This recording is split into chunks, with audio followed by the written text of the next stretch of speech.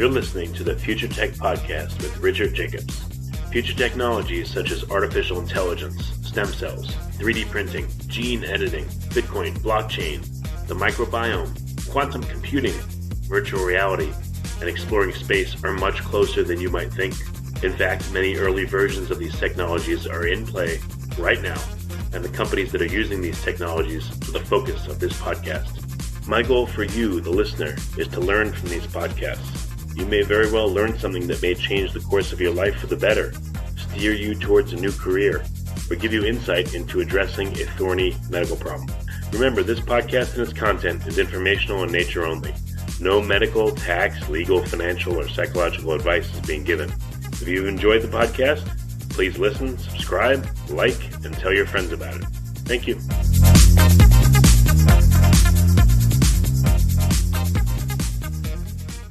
Richard Jacobs with the Future Tech and Finding Genius podcast. I have a returning guest, Peter J. Hotez. He's the Dean for the National School of Tropical Medicine at the Baylor College of Medicine. Last time we talked about vaccines for neglected diseases that affect countless millions of people worldwide.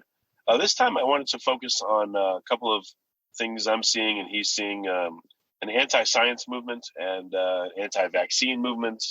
So I want to talk about these issues. They're not necessarily as deep as the other ones, but super important.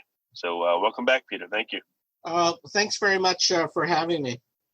What's been your experience with, the anti-vaccination movement and, then anti-science?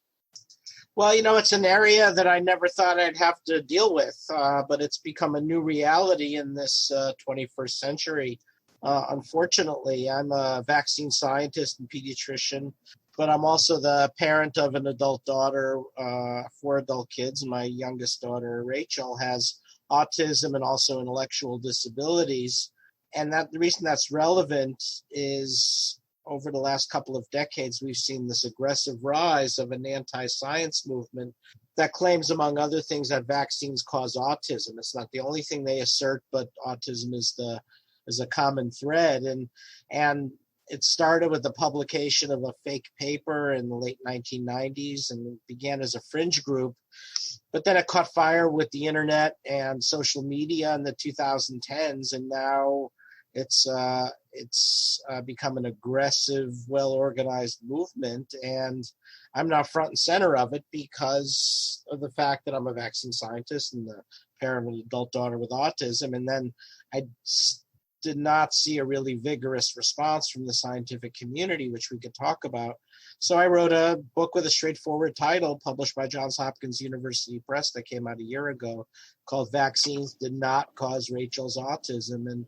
And it's put me in the crosshairs of the leaders of the anti-vaccine movement, and it's been a roller coaster ride ever since.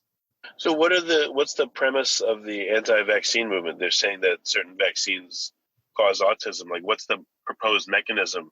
Well, they don't really have a proposed mechanism, but they keep moving the goalposts. So the original paper, which was retracted by the editors of the biomedical journal The Lancet, where it was published, claimed that the measles, mumps, rubella vaccine, the MMR vaccine, had the ability to cause autism. At that time, they called it pervasive developmental disorder, but we know it today as autism. It was shown to be fraudulent and the results not valid. And a lot of this was revealed by the hard work of an investigative journalist for the Sunday Times of London named Brian Deere, who wrote a series of articles in the Sunday Times, but also in the British Medical Journal, the BMJ. And it was retracted, and one of the lead authors lost their medical license. And so you'd think that would have taken care of it. Unfortunately, it took 12 years for that paper to get retracted and a lot of buzz to be created that there was something wrong with vaccines. And then different individuals started making different assertions. So it moved from the measles, mumps, rubella vaccine to the thimerosal preservative that used to be in vaccine, and then it was spacing vaccines too close together, and then it was alum vaccines, and so we started playing this sort of Pyrrhic game of vaccine whack-a-mole, trying to refute the assertions. And then in the meantime, the anti-vaccine movement became a big business. In the Washington Post today, there's an article by Lena Sun reporting on the tens of millions of dollars being made by the fake health and wellness industry that's now being used to finance the anti-vaccine movement. We've got now 480 fake anti-vaccine websites on the internet, all revved up on Facebook. Amazon is, for all practical purposes, an anti-vaccine website. If you type books into the search engine, go to health and wellness and then vaccinations, you get all fake anti-vaccine books. And then it's become politicized. We're seeing anti-vaccine political action committees. So this has become a big deal. And the reason why we need to be concerned now is it's starting to affect public health. Well, let's get in a little bit deep with it, because you're saying that the anti-vaccine people are it's fake and it's wrong and they're not right, and then I'm sure they're saying the same thing about you, like you're wrong and all that. But let's get into some of the mechanics of it. Can we talk about specifically the vaccines themselves? The MMR vaccine.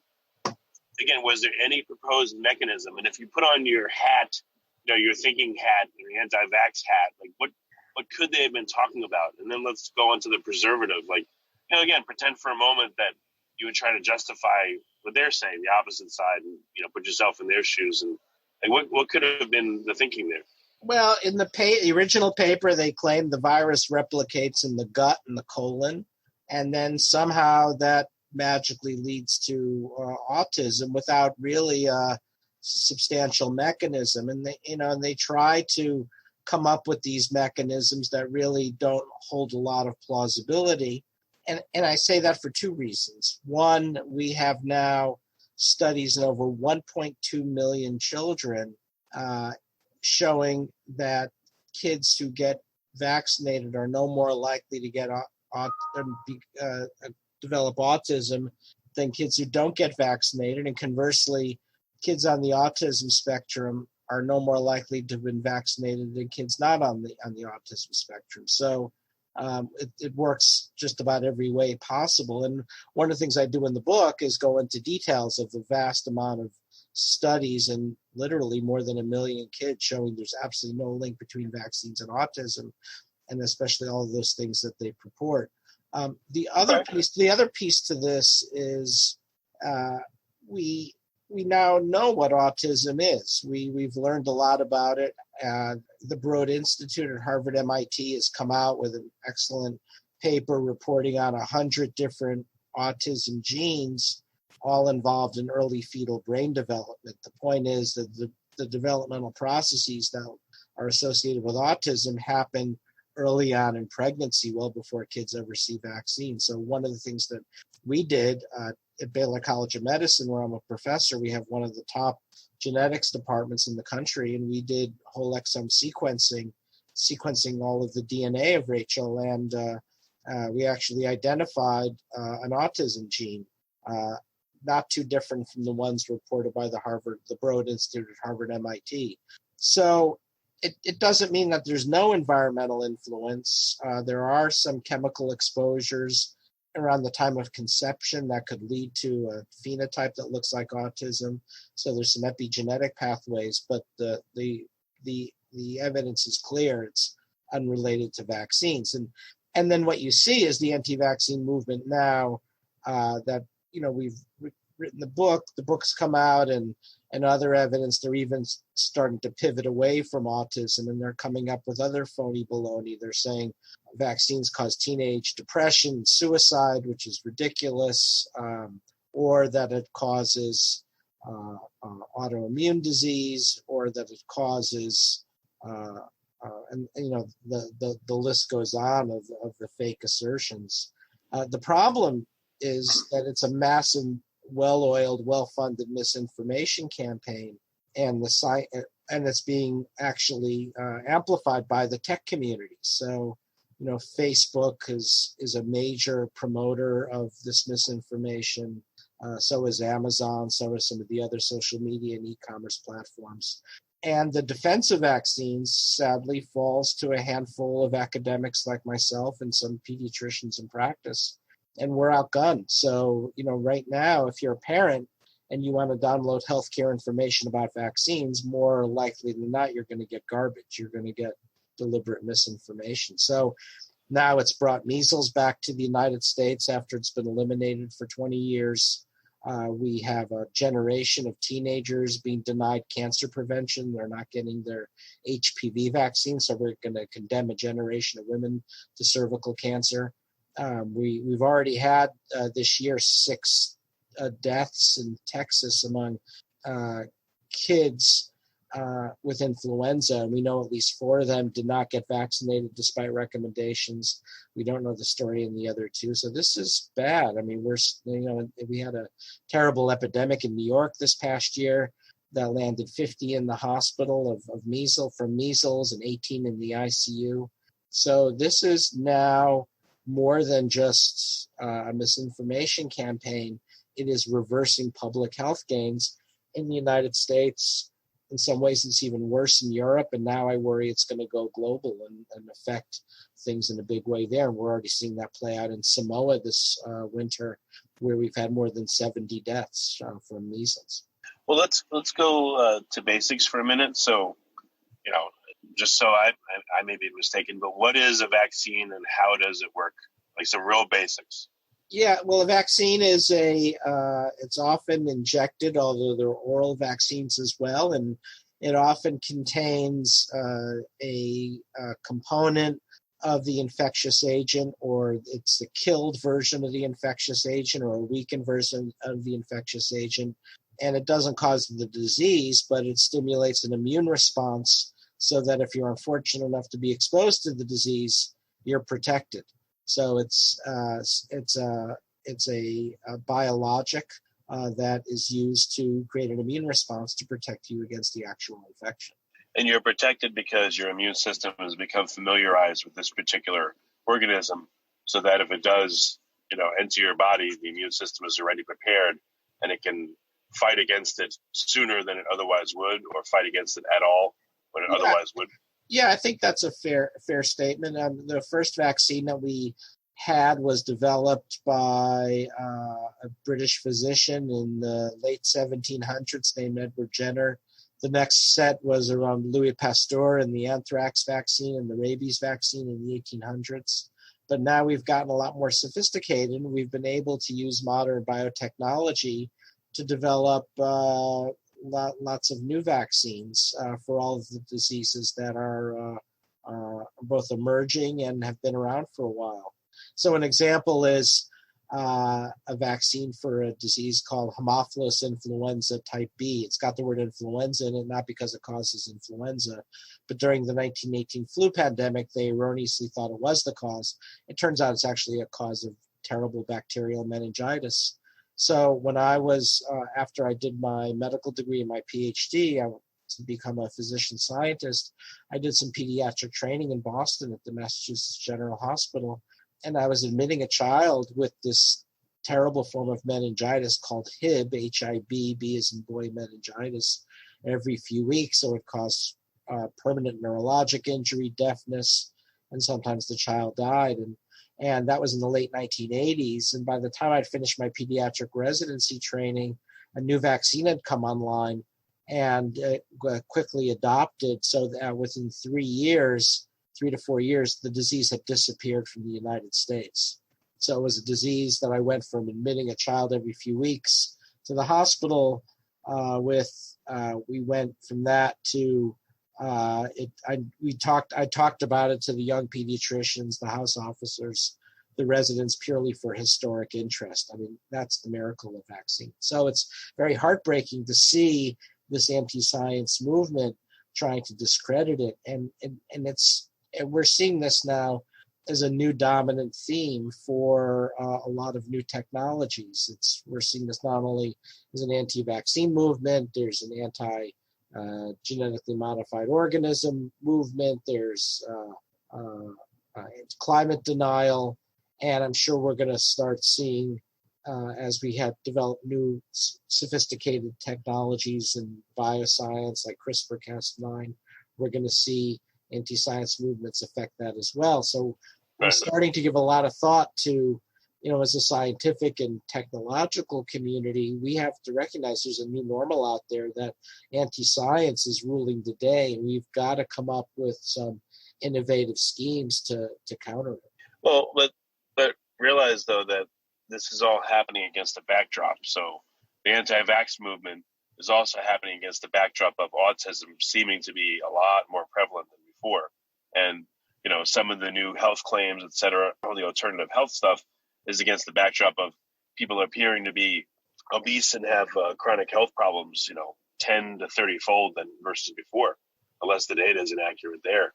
So it also is. Yeah, that's inaccurate. That's one of the myths perpetrated by the anti-vaccine movement. In fact, there's no evidence for that, and there's really no evidence that there's, one of the things the movement claims that there's an autism epidemic, when in fact what's happening is we're broadening our diagnostic criteria for autism. So when I was a kid in the 60s, what used to be diagnosed as intellectual disabilities or mental retardation, a term we don't use anymore, fortunately, is now being labeled autism. Let me give you an example.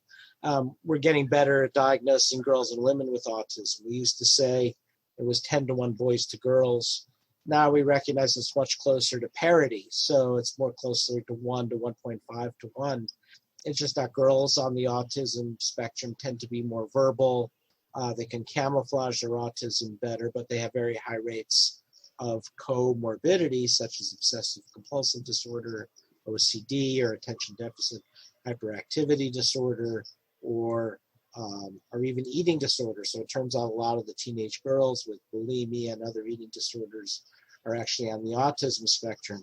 So as we fix that diagnostic issue, we'll actually see the numbers rise yet again. But again, it's not a real rise in the number of kids and teenagers and adults with autism. It's how we're categorizing this, and the major organizations committed to mental health and autism are looking into that.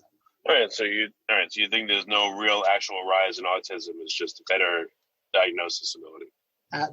That's what I think. So this is going to be, so one of the problems again is, like you said it, you came out with, sounding pretty definitive about the rise in autism and the rise in chronic disease. And again, you yourself are sort of the the rise in chronic obesity of the misinformation campaign. Yeah, that I've seen with my own eyes. Obesity is a different story. But to say that's in any way related to vaccines, of course, is no, that's not that. Go ahead. Go ahead. Well, what I was going to go ahead, and then I'd like to go back to vaccines after that. Yeah, I mean, I partly blame ourselves, our community of scientists, for this problem, that we're either silent or we're invisible. We don't seem to see public engagement as a very important activity or a necessary activity, and we're largely, and working scientists are largely invisible to the American public, and the evidence for that is modest. I like to cite a study done by Research America, which is a good policy think tank in Washington, that finds that 90% of Americans cannot name a living scientist, and of those who can, it's people like Neil deGrasse Tyson or Bill Nye the Science Guy. There's nothing wrong with those individuals. It's just that they're not working scientists as we know them, doing experiments in lab meetings and writing grants and papers. And the fact that we're invisible, I think, has created a problem that people become suspicious about scientists. They don't know what scientists do. So I've been really writing and speaking about the need for scientists to be, not for everyone, but a cadre of scientists to be out there and interacting with the public. And that's one of the reasons why I go on podcasts like this, to dispel a lot of ignorance and myths about scientists and what scientists do. Well, I can assure you they're real people. I've spoken to hundreds and hundreds of them myself. Right, So, right. But remember, podcasts like you're doing right. are the exception, right? So we need more. We need more podcasts like what you're doing to give a face to science and demystify what scientists are all about. And so I think you do a good job with that. Yeah, I mean, as a lay person that has become literate enough now to read scientific papers, you have to have motivation for it. And I think that I see some good things in science, like Wired magazine on YouTube, for instance. They'll say, a scientist explains quantum physics to, they'll explain it first to a grade level student, and then a high schooler, college, post grad, and then a colleague. So stuff like that's really cool. Or PBS Space Time. I agree. Yeah, I love both of those. Wired is fabulous. PBS is great. There's IFL Science, which I won't say what it stands for. So there are pieces to it, but the problem is that as you point out, it's not all that user friendly. You really got to go digging for it, right? And looking around. It's not easily accessible, and you have to have a lot of motivation to want to dig through it. Like, for instance, definitely. For instance, the CDC website, Centers for Disease Control website, all the information is there to counteract the anti-vaccine movement, but it's like going on an archaeological dig. I mean, I know where to look for it, but I have an MD and a PhD. It's just not all that user-friendly for the lay public. So I think we really need to build this out. And what I've proposing, and the Public Library of Science does some good things, but it's sort of hit or miss. So what I've been proposing is now is to build in public engagement and science communication into PhD and postdoctoral training, into medical and residency training, and it's been a tough sell because universities and academic health centers are pretty risk-averse institutions. And many of them, I mean, Baylor and Texas Children are great where I work, but others, they really don't want their scientists and their docs speaking out.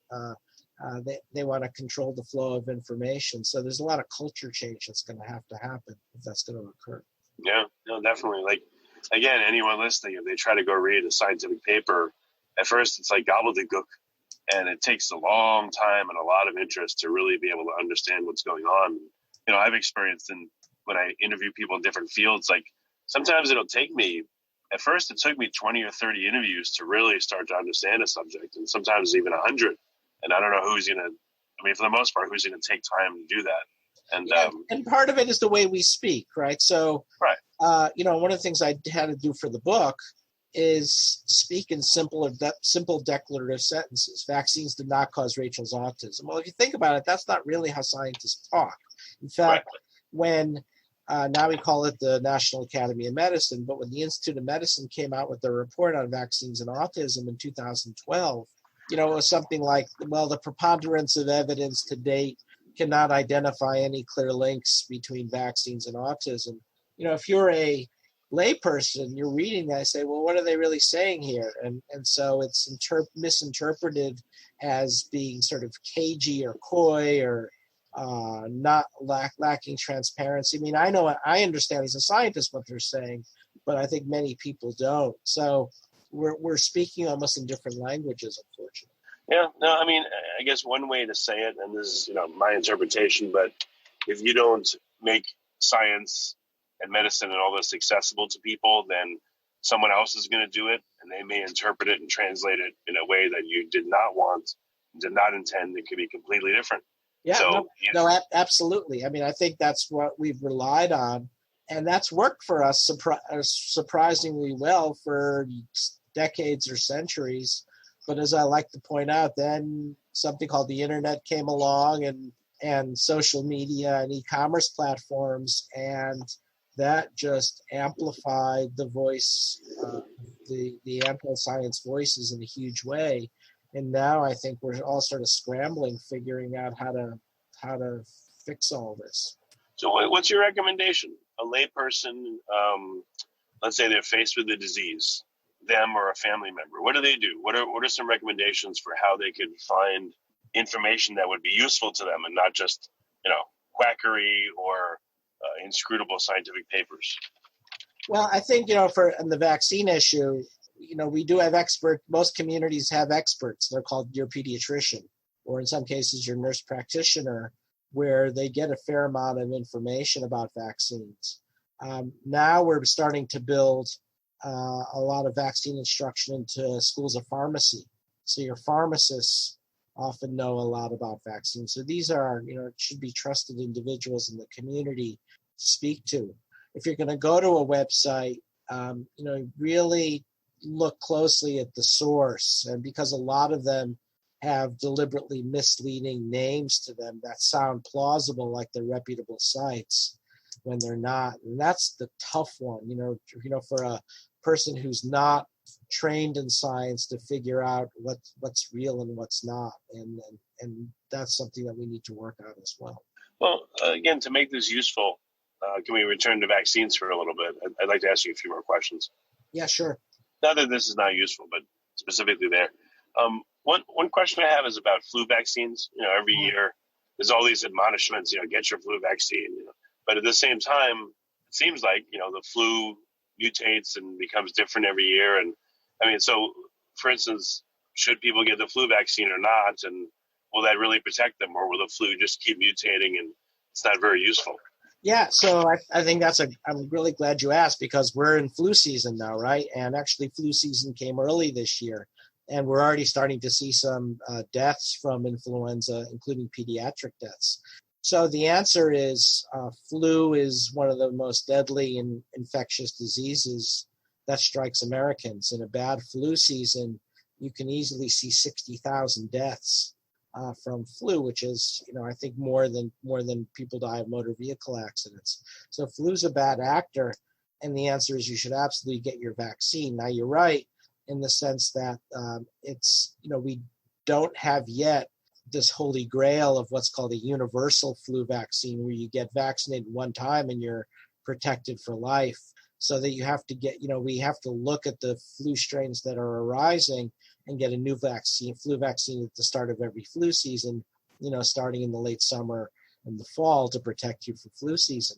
And sometimes we get it right. The scientists that prepare the vaccine, sometimes it's off a bit, because the many flu vaccines, the viruses replicates in eggs, and as they replicate in eggs, they can change so that the vaccine is not as effective as it could be.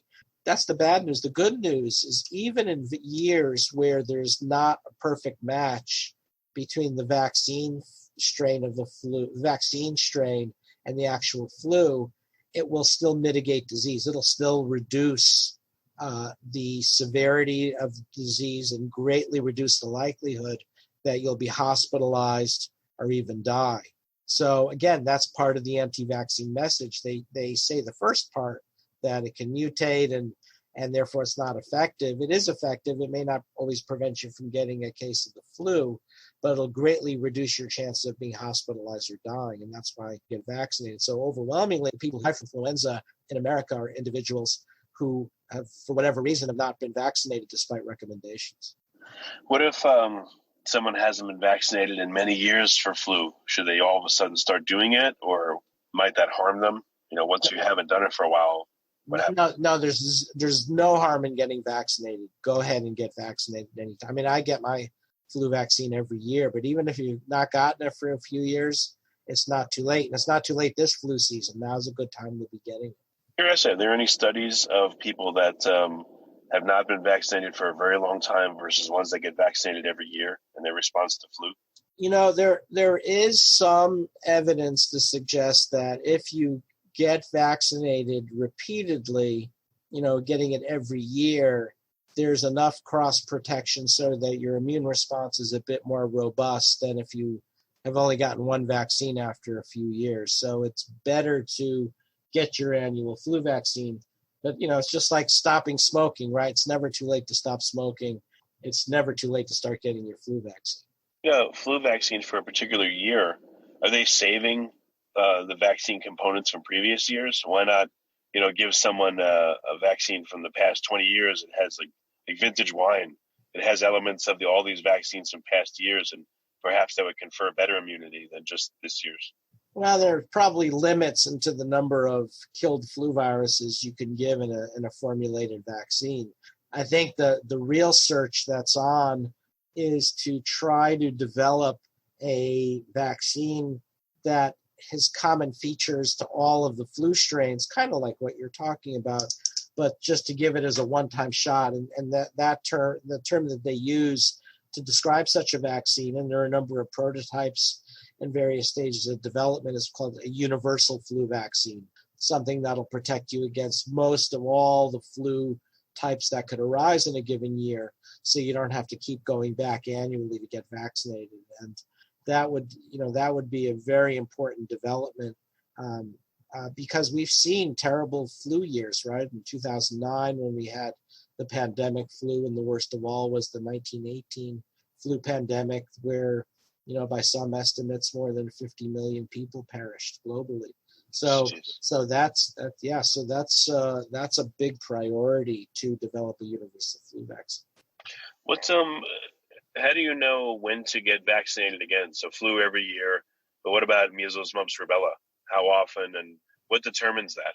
So people know. So measles, mumps, rubella, which we call the MMR vaccine, it's recommended in the United States to give it at 1 year of age, because it often doesn't work as well when you start giving it to a 5-month-old or a 6-month-old. So 1 year of age, and then it's recommended doing a booster at school entry at like 4 to 5 years of age. So 2 doses are 97% protected. An individual like me, who was born at a time when we only gave a single dose, then you have to ask, should I get a booster? And because I do a lot of international travel for my work in tropical medicine, going in and out of airports in Europe and Asia, I'm at high risk. So I went ahead and went to my pharmacy, actually went to the grocery store or supermarket where there's a pharmacy, and I got my booster. I got my MMR booster. What are the common vaccines that people should get? MMR, flu once a year, any others that we haven't mentioned? Well, if you're talking about being an adult, if you're talking about adults, the other big one is called Tdap, which is tetanus, diphtheria, and then has something called the acellular pertussis, because we're seeing pertussis circulate, and especially if there are infants in the community, if you're a grandparent or a parent, and getting that Tdap is important to prevent you from spreading pertussis, which is also called whooping cough, to if you have an infant in the house, either because it's your child or your child's child, you want to make sure you're vaccinated against that. Another big one is Shingrix. When you get to be my age now, I'm over 60. Shingrix prevents you from getting shingles, and that's an important vaccine to get as well. So, there's a whole new field now of adult immunizations, adult vaccines that are coming online. Interesting. And then just a couple more elements. You said that at first the anti-vaxxers said that the vaccine itself, somehow is causing autism, and then you said the whatever was included with the vaccine to keep it stable and to keep it shelf stable, the preservative. Yeah. What was the argument there, or what was the thought about the preservative being a problem? So after the MMR thing, was retracted by the Lancet, a number of individuals started writing about, including Bobby Kennedy, RFK Jr., claiming that, no, we didn't mean the MMR vaccine.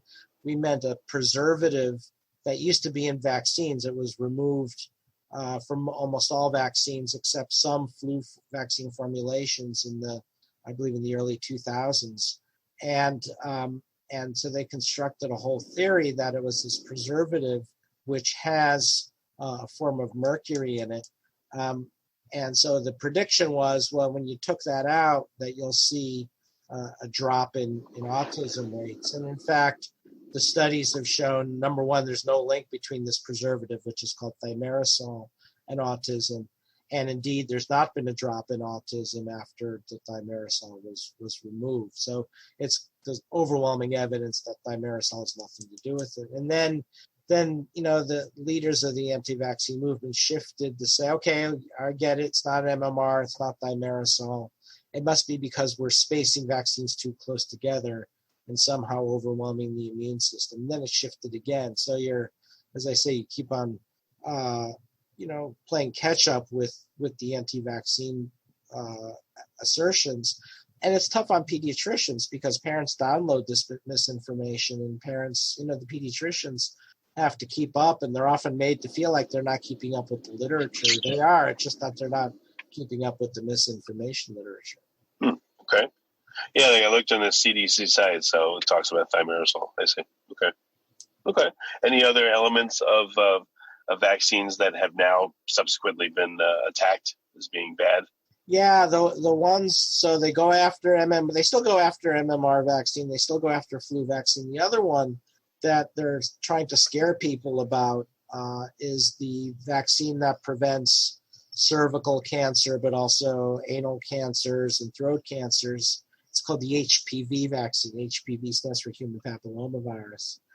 And, it's a very safe vaccine, and it has the ability to block these cancers to the point where the government of Australia has now made a concerted effort by expanding the population are going to vaccinate, ensuring every teenager gets vaccinated.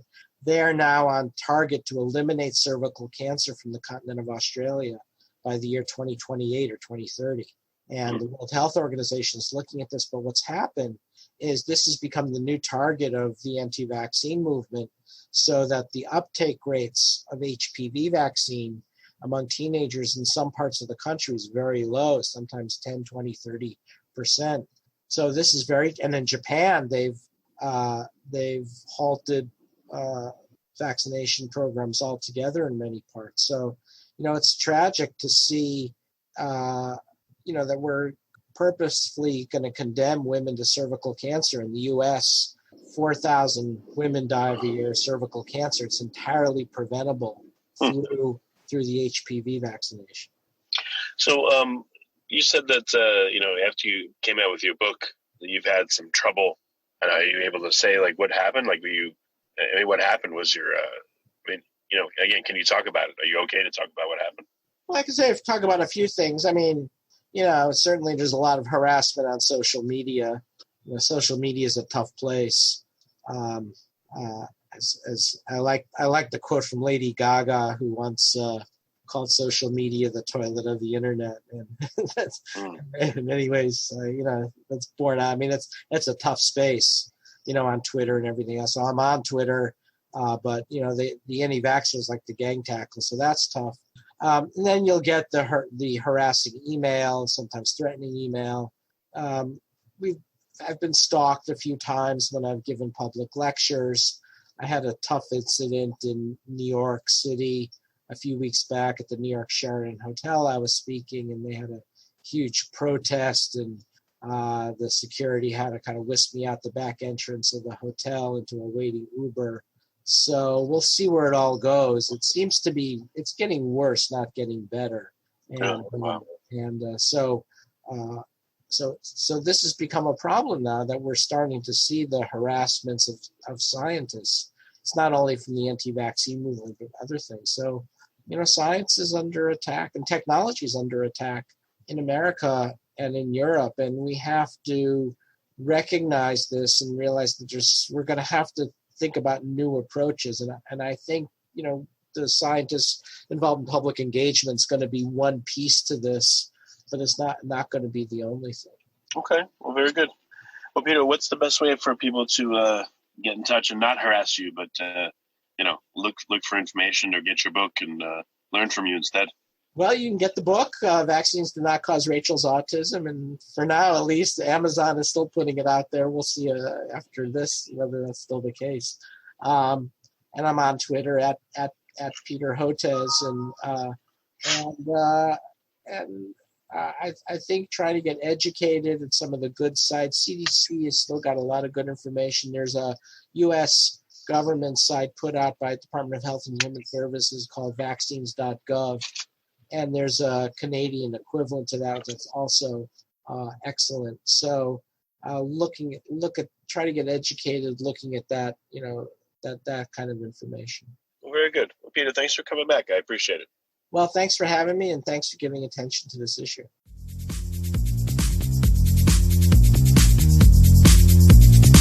You're listening to the Future Tech Podcast with Richard Jacobs. Future technologies such as artificial intelligence, stem cells, 3D printing, gene editing, Bitcoin, blockchain, the microbiome, quantum computing, virtual reality, and exploring space are much closer than you might think. In fact, many early versions of these technologies are in play right now, and the companies that are using these technologies are the focus of this podcast. My goal for you, the listener, is to learn from these podcasts.